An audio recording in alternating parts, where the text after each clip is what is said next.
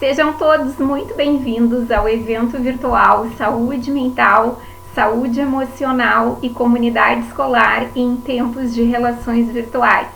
Esta é uma proposta desenvolvida em parceria pela assessoria do Programa Estadual CIPAV+, e a assessoria do Programa PROSER na primeira Coordenadoria Regional de Educação. O público-alvo para o qual este evento foi especialmente desenvolvido são os orientadores educacionais e demais responsáveis pelas ações de busca ativa na rede estadual de Porto Alegre. Para a abertura do evento, convido o coordenador da primeira CRE, professor Alaor Batista Chagas, juntamente com a professora Márcia Garcia, da chefia do setor pedagógico da primeira Coordenadoria Regional de Educação. E em seguida, teremos uma palestrante convidada pela assessoria de CIPAV da primeira CRE e uma outra palestrante convidada pela assessoria do programa PROSER. Desejamos um bom evento a todos. Desde já agradecemos e nos colocamos à disposição em caso de dúvidas ou sugestões de outras temáticas. Minha saudação a Marília, quero cumprimentar nossas assessoras, a Andréia, a nossa chefe pedagógica que está aqui ao meu lado, a Márcia, cumprimentar também as nossas convidadas, palestrantes, doutora Ângela Marim, também a psicóloga Patrícia Espíndola, Stephanie. Desde já eu quero agradecer a participação destas pessoas com qualificação, com estudo, com pesquisa, para que possibilite às nossas comunidades escolares, aos nossos professores, aos nossos profissionais, neste momento tão difícil, mas que nós estamos vivendo um aprendizado muito grande. 2020 vai ficar marcado na história por ser um ano em que a educação está, apesar da pandemia, apesar dos problemas, crescendo muito. É nas dificuldades que nós crescemos. Então, eu quero agradecer, desde já, a participação de todos, em especial, então, aos nossos organizadores, desejar um bom trabalho e dizer para a Marília que a gente está encantado com o evento. Tá, Marília? Obrigado, em nome da primeira Coordenadoria Regional de Educação, e dizer que nós precisamos, sim, todos nós profissionais da educação, uma saúde mental, um equilíbrio, isso é fundamental para que nós possamos fazer a diferença para essa juventude, para esses alunos que dependem muito de nós. Tá, Marília? Obrigado. Um abraço e um bom trabalho para todos nós.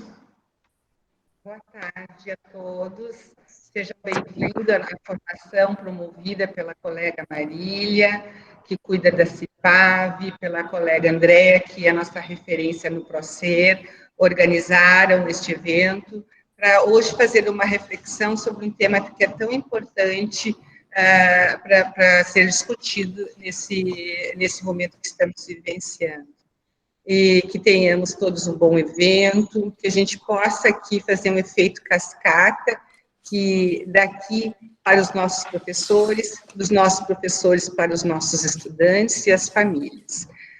Obrigada a todos pela participação e tenhamos todos uma boa tarde e saúde, que também é muito importante nesse momento. Beijo, queridas colegas, um abraço e obrigada às palestrantes. Então, eu agradeço inicialmente ao convite. Para mim é um prazer, uma grande satisfação poder dividir esse momento com todos e todas vocês aqui presentes. Eu me chamo Ângela Helena Marini, então sou psicóloga, doutora em psicologia, professora da Universidade Federal do Rio Grande do Sul. Também coordeno o Núcleo de Estudos em Famílias e Instituições Sociais e Educacionais, UNEFIS, na mesma universidade. e sou pesquisadora do CNPq, o Conselho Nacional, né, de Tecnologia e Ciência, aqui do Governo Federal. Então, eu vou projetar uma apresentação que eu preparei para esse nosso momento, para que vocês possam acompanhar um pouco, né, do que eu pensei para fins de reflexão nessa tarde aqui, todos nós juntos. Eu gostaria que vocês me sinalizassem, então, se vai funcionar direitinho aqui. Vamos ver.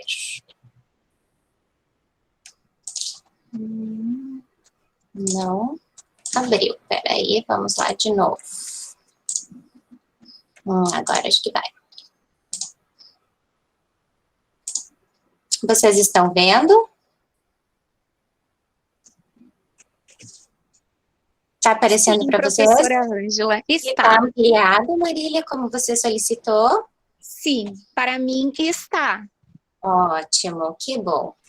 Então, qualquer questão aí que dê alguma interrupção, por favor, me sinalizem, porque aqui no Meet eu não consigo acompanhar vocês quando eu estou projetando, tá? Então, por favor, me interrompam a qualquer momento, qualquer questão aí que na apresentação ocorra, certo? Combinado. Muito obrigada. Bom, então, o título que eu denominei para esse momento, para que a gente possa conversar, é Saúde Mental em Tempos de Relações Virtuais. E eu gostaria de começar trazendo dois conceitos importantes que estão alinhados, né, à temática desse evento, que é o conceito de saúde mental e de saúde emocional. Saúde mental, então, corresponde a um estado de bem-estar físico, mental e social, no qual o indivíduo se sente bem consigo e nas interações com outras pessoas. Esse é um conceito da própria Organização Mundial da Saúde, e está intimamente relacionado também ao conceito de saúde emocional, que se refere à capacidade de reconhecer as próprias emoções e também os pensamentos, e como eles influenciam o comportamento em diferentes situações interacionais. Se trata de compreender que as emoções fazem parte do cotidiano e buscar regular essas emoções, para evitar uma oscilação constante, aqueles famosos altos e baixos que a gente tem em alguns dias. E esse é um aspecto que também está associado a um outro conceito, que se chama regulação emocional, bastante importante para o nosso bem-estar. Vocês podem observar que eu destaquei aqui uma palavra que é interação, que está presente em ambos os conceitos, né, de saúde mental e de saúde emocional. E a interação, ela é fundamental e vai perpassar toda a minha fala hoje, pois ela nos caracteriza enquanto sujeitos e é também extremamente importante para a nossa saúde, né, tanto física, quanto aqui o nosso foco mental e emocional. E aproximando esses conceitos, então, da virtualidade, né, desse espaço que hoje nos interessa falar, eu destaco que com o advento da internet, as formas de comunicação e interação sofreram uma importante revolução. A possibilidade da conexão com um grande número de pessoas, somada à velocidade com que a comunicação e a informação chegam a cada um de nós atualmente, são atrativos dessas novas tecnologias. E isso faz com que a cada dia cresça o número de pessoas conectadas e também o número de usuários desses espaços, os quais acabam dedicando parte considerável de seu tempo à interação virtual, às relações virtuais. Na busca, seja por amizades, por relações amorosas, por empregos, entre tantas outras finalidades.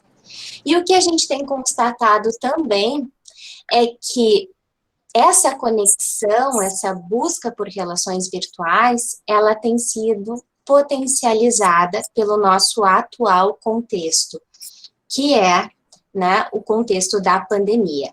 E isso em função de uma importante estratégia que tem sido utilizada para prevenção e contenção da infecção do vírus, da Covid-19, que é o distanciamento social. né, que tem feito com que a gente se volte ainda mais para esse espaço virtual. Para exemplificar isso, eu vou trazer alguns dados. Antes desse contexto pandêmico, alguns estudos já nos mostravam o quanto nós, brasileiros, estávamos, né, bastante implicados ao uso da internet. Por exemplo, esse estudo de 2019, que foi realizado pela Hootsuite com a We Are Social, mostrou que no mundo, fazendo um comparativo, cada pessoa passava, em média, 6 horas e 42 minutos conectadas à rede, à internet. O que significaria aí um total de 100 dias inteiros por ano. E nós, no Brasil, né, especificamente aqui no nosso país, passávamos, em média, 9 horas e 29 minutos conectados à internet, o que significava, em um ano, 145 dias inteiros. Essa média colocou o Brasil como o segundo país do mundo que passava mais tempo conectado à internet, o que não é pouco. Então, nós somos uma população que faz um uso bastante intenso da rede, das relações virtuais. Um outro estudo, também de 2019, realizado por uma consultoria americana, Comscore, mas também só com a população brasileira, especificamente avaliou o uso das redes sociais e constatou que nós somos a população que mais uso faz desse tipo de rede, né, das chamadas social networks, e que as 3 redes mais utilizadas são o Facebook, o Twitter e o Instagram. Eles chegaram a essa média de que nós utilizamos em torno de 1 hora e 22 minutos por dia das redes sociais. Nós gastamos esse tempo diário nessas redes. E também constataram que nós tendemos a gastar cerca de 30 minutos diários também, trocando mensagens instantâneas, por meio dos aplicativos como WhatsApp e Telegram, por exemplo. Tá? Uma outra questão que eles investigaram, ainda relacionada a essas mensagens instantâneas, era por classe social, quanto tempo, né, se gastava aí trocando esse tipo de mensagem. E constataram que nas classes A e B, esse tempo era em média de 96 minutos, na classe C de 101 minutos, e na classe D e E de 119 minutos. Uma última questão que eles pontuaram é que, dentre aquelas pessoas que afirmavam que as celebridades, as pessoas famosas, né, as influenciavam em suas decisões de compra, então, em relação ao consumismo, elas tendiam a gastar, em média, 17 horas em redes sociais por mês. Então, tinham ainda mais, né, tempo, despendiam ainda mais tempo no uso dessas redes sociais.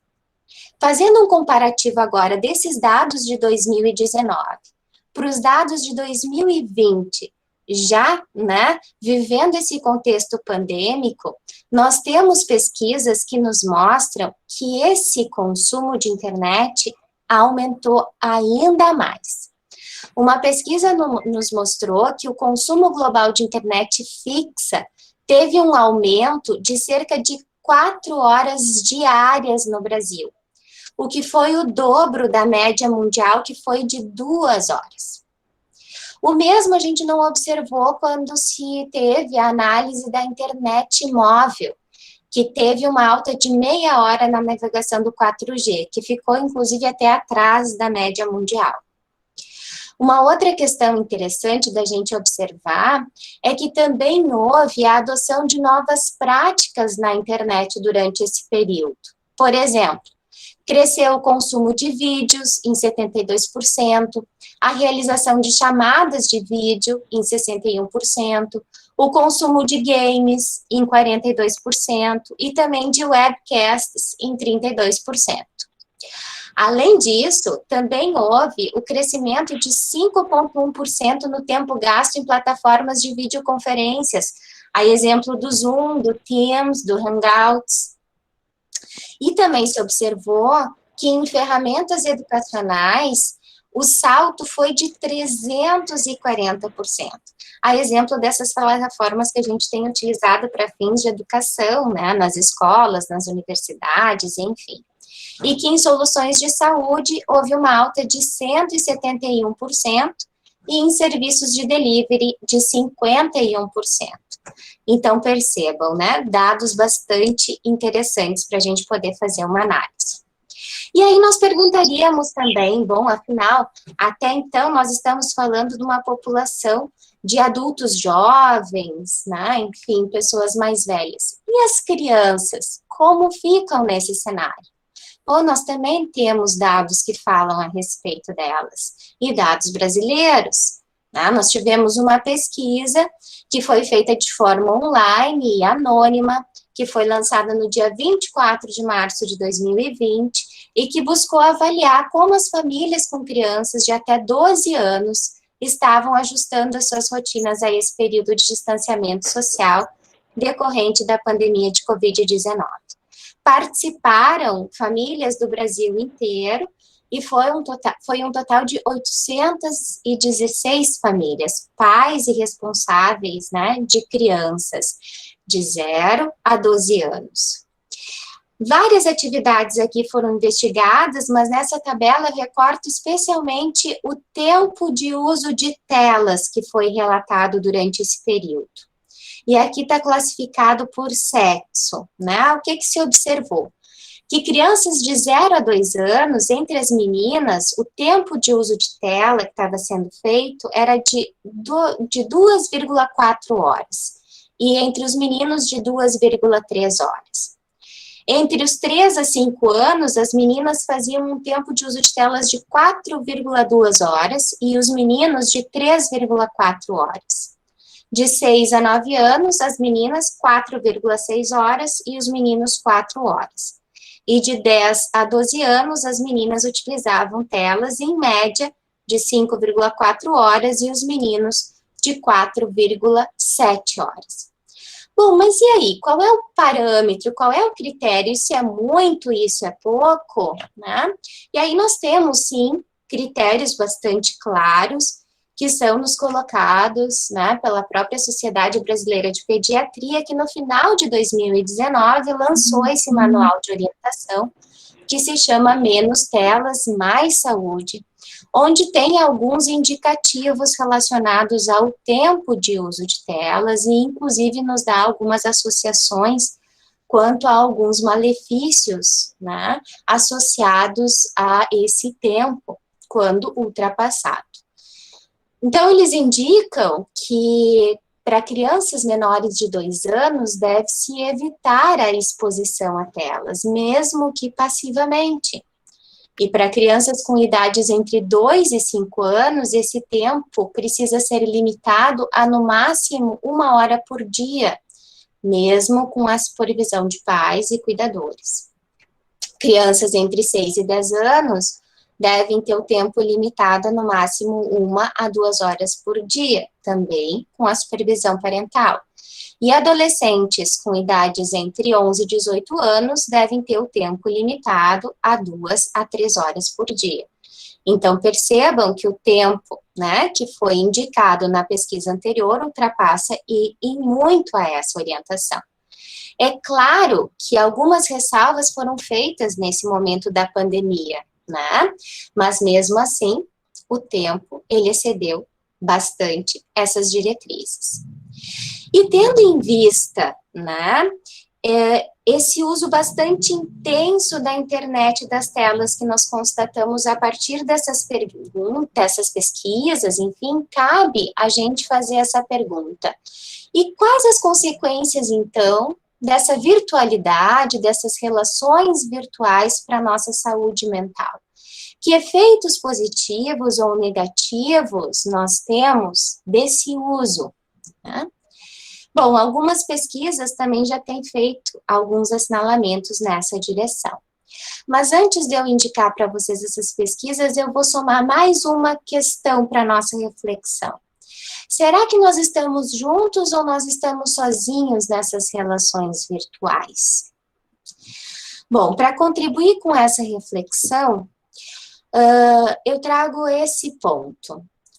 Em um momento em que se valoriza o individualismo, que é algo bastante presente na nossa sociedade atualmente, e que se prefere a comunicação intermediada pelo computador, em detrimento da conversa direta, conversa olho no olho, a gente corre o risco de construir relações mais fragilizadas pela falta de presença e de interação.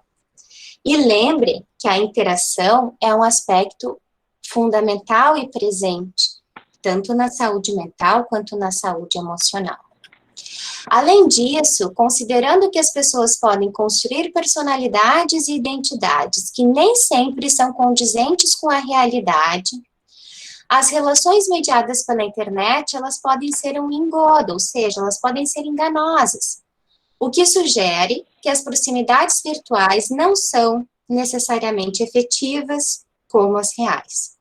Portanto, com a virtualização das relações, nós estamos perdendo a capacidade de lidar com as complexidades das relações humanas, nós estamos perdendo também a capacidade de interagir de fato, e certamente isso tem um impacto na nossa saúde mental e emocional. Eu começo, então, destacando alguns efeitos negativos, né, desse impacto, né, dessa perda da capacidade de interagir que nós estamos tendo. Algumas pesquisas têm nos indicado que as taxas de ansiedade e sintomas de depressão têm aumentado um percentual de 70%, especialmente entre o público jovem, nos últimos 25 anos, que é quando começou a se avaliar, se perceber o aumento do uso da internet e das telas. Então, esse é um dado bastante significativo. E ele é corroborado porque os jovens usuários frequentes de mídia social, que gastam aí em torno de 2 horas ou mais por dia nas redes sociais, do seu tempo, utilizando essas redes como Facebook, Twitter ou Instagram, provavelmente eles vão relatar problemas de saúde mental, incluindo sofrimento psicológico, que muitas vezes está associado, né, a exemplos como o que segue logo abaixo, quando se vê amigos constantemente em férias ou curtindo em festas, o que dá essa sensação de que eles estão sempre perdendo algo, que eles estão em desvantagem. É aquela sensação do engano, do engodo, que eu citei anteriormente. Uma pesquisa bastante recente, que foi realizada agora, entre os meses de fevereiro a maio de 2020, com 1.479 adolescentes e jovens de 14 a 24 anos, indicou como os principais malefícios associados ao uso das redes os seguintes: prejuízo na qualidade do sono, a intensificação do bullying, a necessidade de se manter conectado por medo de perder experiências vividas pelos amigos e o aumento das taxas de ansiedade e depressão.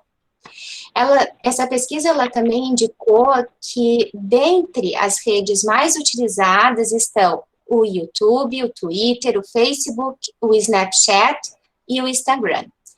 E elas estão aqui colocadas na ordem, né, crescente de malefícios associados. Por exemplo, o YouTube foi a que menos se associou a malefícios, e o Snapchat e o Instagram que mais se associou a malefícios. E por quê?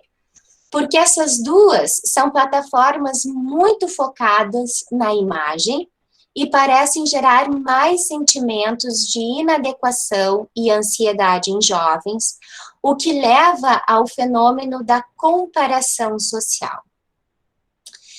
Essa questão da comparação social está associada a esse dado, né, que a pesquisa apontou, dizendo que cerca de 70% dos jovens revelaram que esses aplicativos fizeram com que eles se sentissem piores em relação à própria autoimagem. Tá? Então, afetando aí esse aspecto que é um aspecto bastante importante nessa etapa do desenvolvimento.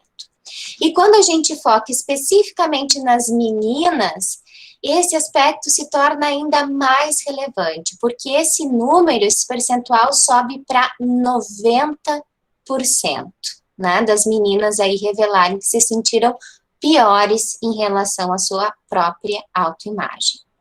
O que essas pesquisas e esses dados, então, têm sinalizado e têm tentado chamar atenção para essas plataformas e que nós, enquanto profissionais da saúde e educadores, também podemos começar a utilizar, né, em algumas ações que desenvolvemos.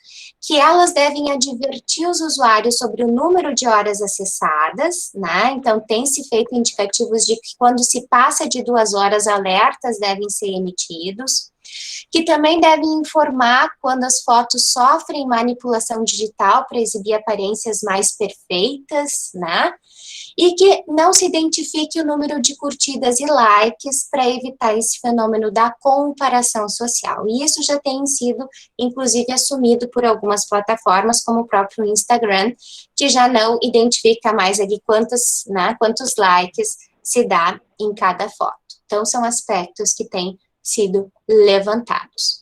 Esses dados, eles estão em consonância com aquele próprio manual da Sociedade Brasileira de Pediatria, que eu já havia, né, trazido e apresentado para vocês, onde há também um quadro que destaca os principais problemas médicos e alertas de saúde a crianças e adolescentes, todos documentados na literatura nacional e internacional, associados ao uso de telas e de internet.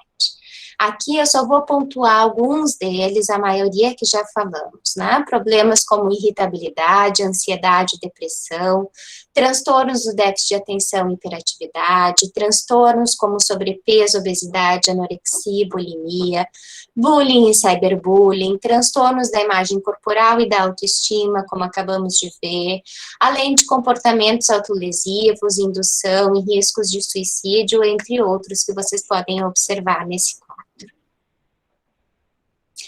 Bom, mas nós também não podemos só demonizar o uso da internet, das redes e as relações que se estabelecem nelas, né? Há também alguns efeitos positivos que foram destacados pela mesma pesquisa. Há exemplo das experiências compartilhadas nas redes que possibilitam aprender com outras pessoas, o que pode ser extremamente benéfico para aqueles que enfrentam problemas de saúde, inclusive problemas de saúde mental. Um importante movimento que eu gostaria de destacar aqui, que teve importante projeção nas redes, foi esse, o Me Too, né?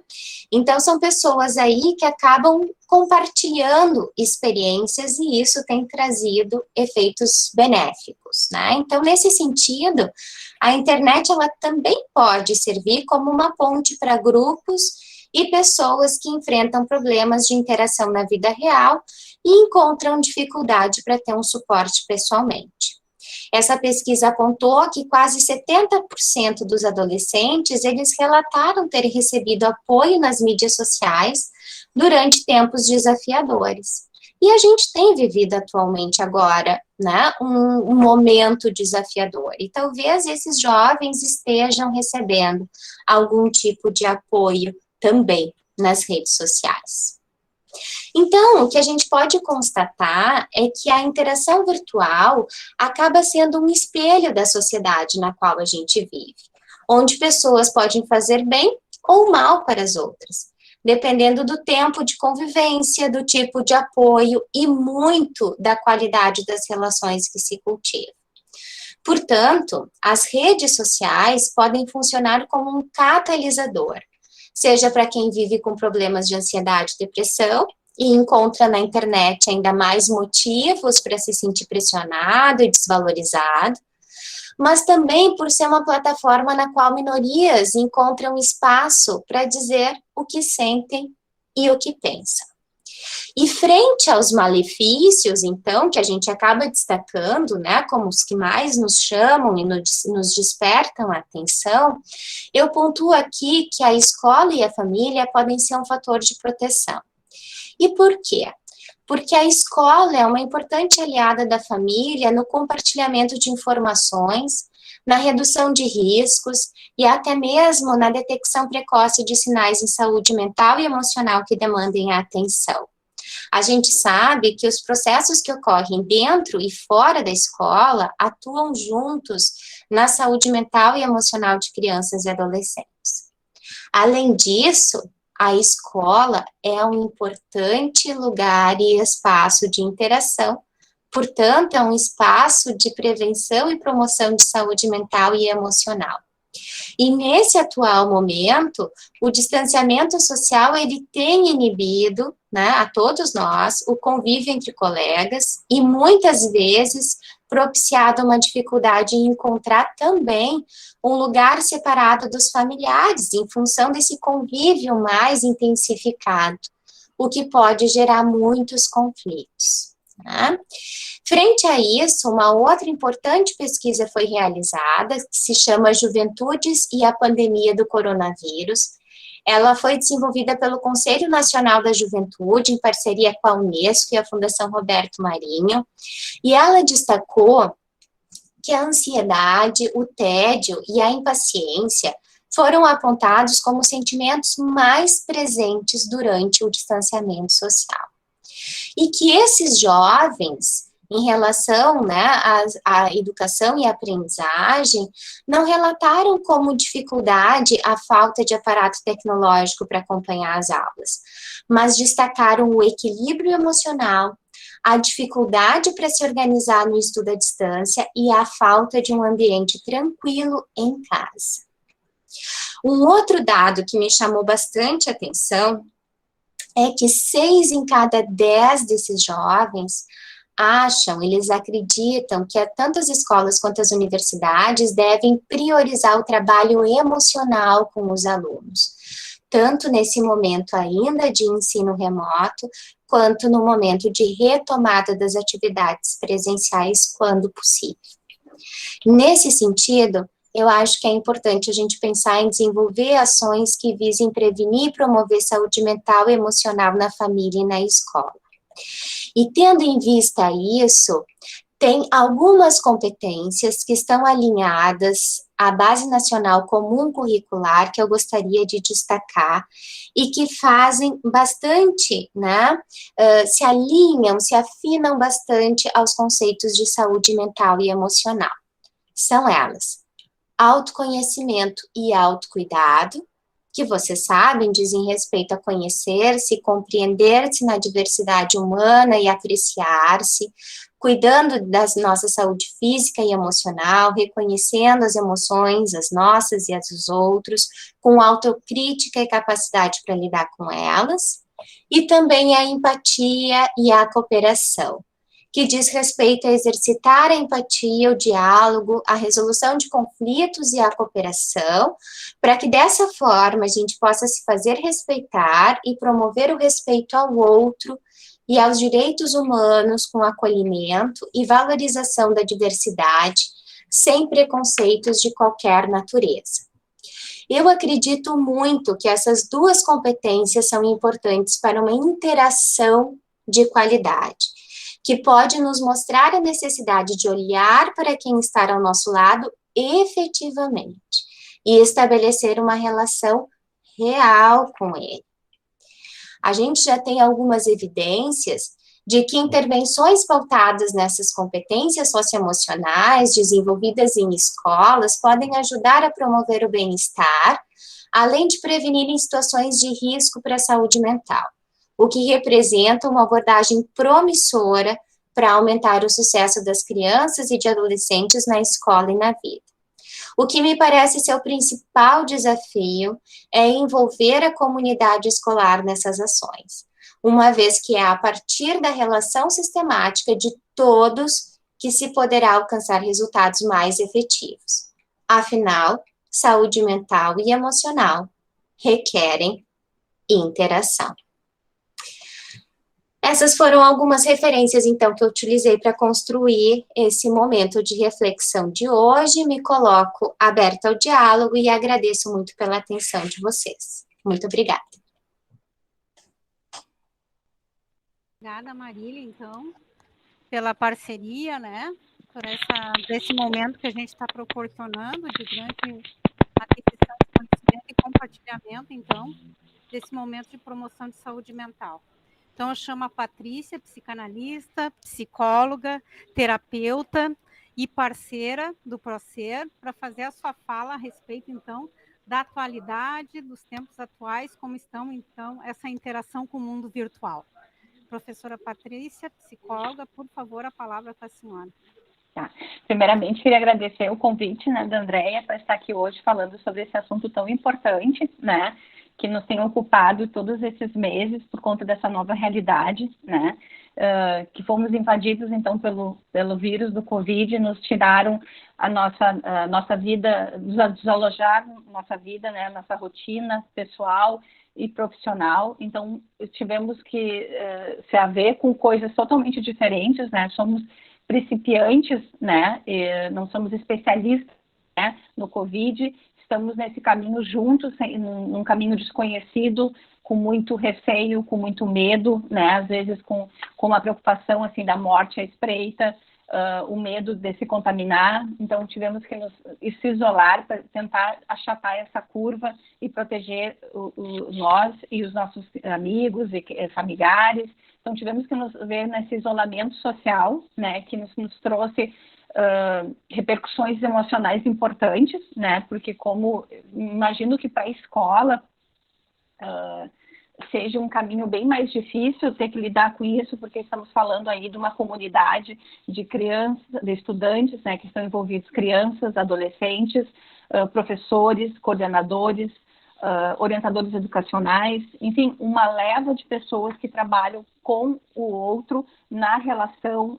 A gente necessita, né, desse contato visual, o olho no olho, a presença, a troca de informações, apesar, né, enfim, penso que a tecnologia, ela tem dois lados, eu penso, né, tem a questão da importância da tecnologia para nós, como estamos hoje aqui reunidos, né, em lugares diferentes, conseguimos nos reunir, trocar ideias, mas ao mesmo tempo tem a questão de ficamos distantes, né, não desse contato físico, da troca de olhares, do movimento de sentar numa mesa, de conversar, a troca de informações na sala dos professores ou na sala do orientador, aquele olhar no corredor, na escada, o cafezinho, a troca de informações na sala dos professores, enfim, todas essas questões que fazem parte do cotidiano escolar e que nos foi retirado não temos ainda, eu ia dizer, por um tempo que a gente não tem como prever ainda, né, já são lá 10 meses praticamente nesse isolamento, a gente não sabe ainda quanto tempo vão ficar, né. Então, penso que dentro disso, acho que tivemos várias questões que eu fiquei pensando, né, quando fui convidada.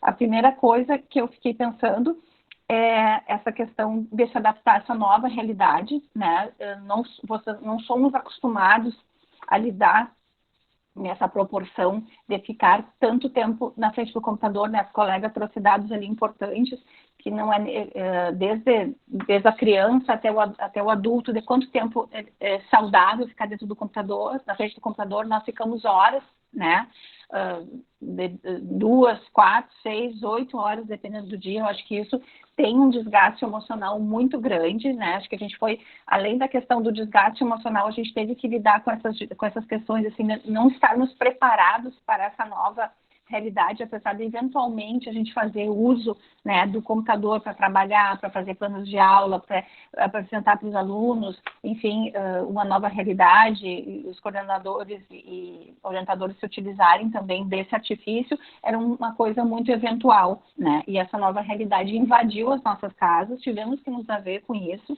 e isso nos tomou muito tempo, muito desgaste, um aumento considerável da nossa carga horária, uma carga horária de trabalho, uma questão de terem trazido uma questão que não temos como fugir dela, né, que é a tecnologia que invadiu as nossas casas. Ela não pediu licença, ela realmente entrou, e a gente teve, foi o único instrumento que a gente teve que se utilizar para continuar trabalhando, para atender as famílias e os alunos, né. Então, eu acho que isso também, ao mesmo tempo que teve coisas boas, teve coisas que não foram tão boas, né, mas que temos que nos haver com isso. Então, fiquei pensando, né, além da questão do aumento da carga horária de trabalho, a questão de não estarmos preparados para lidar com isso, tem toda a questão emocional frente a isso. O que vamos fazer com essas emoções que são novas, né, com essa experiência traumática que estamos vivendo, que não temos, temos que achar um destino para elas, né, ainda não temos capacidade para lidar, né? Então, eu penso que isso vai vir a posteriori, né? Lá adiante, nós vamos poder saber quais são as repercussões.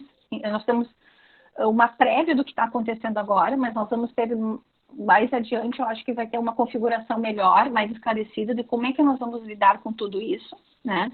Então, tivemos que lidar com essa questão do trauma de uma forma muito intensa, dolorosa, que a gente não tem ainda um registro simbólico. Quando eu digo registro simbólico, a gente não tem ainda palavras para nomear tudo que estamos passando. Acho que a gente, na medida que a gente vai fazendo eventos e vai participando de palestras e abrindo espaço nas coordenações, nas escolas, para falar sobre isso, acho que a gente está tentando abrir um leque, uma maneira de se expressar e fazer isso se tornar simbólico, né? O simbólico é isso, é tentar expressar os sentimentos, o sofrimento que estamos sentindo, né? Não temos ainda um repertório para isso, porque nós somos principiantes, né? Estamos vivendo essa experiência pela primeira vez. Então, estamos tentando como se a gente entrasse num quarto escuro e tentamos achar a luz, né? O interruptor de luz para ver como é que nós vamos chamar saída para essa realidade. Então, eu penso que tem uma questão importante, vou puxar assim pela questão do meu trabalho, né? Eu sou psicóloga clínica, sou psicanalista, então trabalho além de prestar consultoria para escolas, eu também tenho atendimento clínico no meu consultório, então eu trabalho muito com a questão da escuta.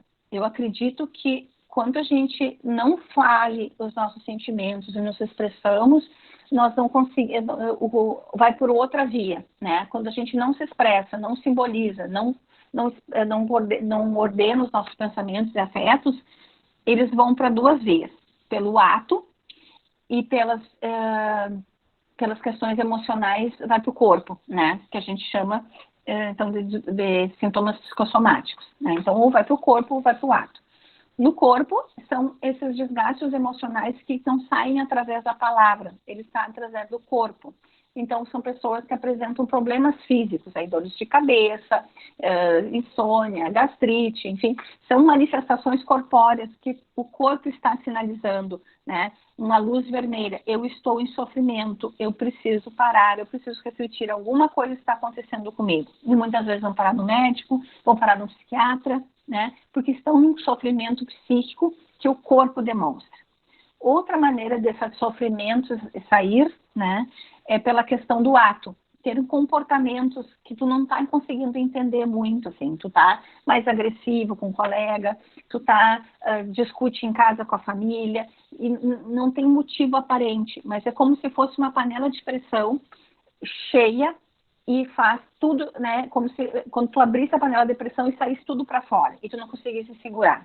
Então, isso são maneiras, né, que o psiquismo tem de tentar dar um escape para isso, né? Muitas outras pessoas vão para outras questões, tipo distúrbios alimentares, fazem uso de medicamentos, enfim, cada pessoa, de acordo com a sua história, consegue, de uma certa maneira, numa maneira mais saudável, eu diria, mas tenta se aliviar desse sofrimento por conta de todo esse trauma vivido esse ano e que não está sabendo lidar. Então, penso que o importante, né, e fico feliz de ver, assim, né, a Secretaria, enfim, abrindo um espaço para a gente conversar sobre isso, porque eu penso que a escuta, ela é muito importante nesses momentos. Ter um espaço para conversar dentro da escola, ou fazendo atendimento psicológico, em grupos, porque temos que falar sobre esse sofrimento. Algo está acontecendo e precisamos falar. Penso que a única maneira de aliviar e de fazer as coisas entrarem num destino é se expressando, né? Então, tendo um espaço de fala, uma maneira de se expressar, daqui a pouco por uma escrita, tem pessoas que gostam de escrever, tem outras pessoas que gostam de pintar, enfim, achar válvulas de escape, né? Eu penso assim, então, de escuta, de momentos de lazer, de conversar, de trocar, achar um limite também, né? Eu penso que uma coisa que veio acontecendo por conta por estarmos em casa, trabalhando em casa, também é importante, acho que a gente perdeu a questão dos limites disso, né? Eu acho que passamos muitas horas frente ao computador e esquecemos, somos inundados por essa tecnologia, então acho importante também ter um limite até onde tu pode ir, né? Como se fosse um quadro, a gente precisa de uma moldura, tenho esse limite até aqui, não posso passar por isso porque isso está me causando sofrimento, também tenho que ter os meus momentos de lazer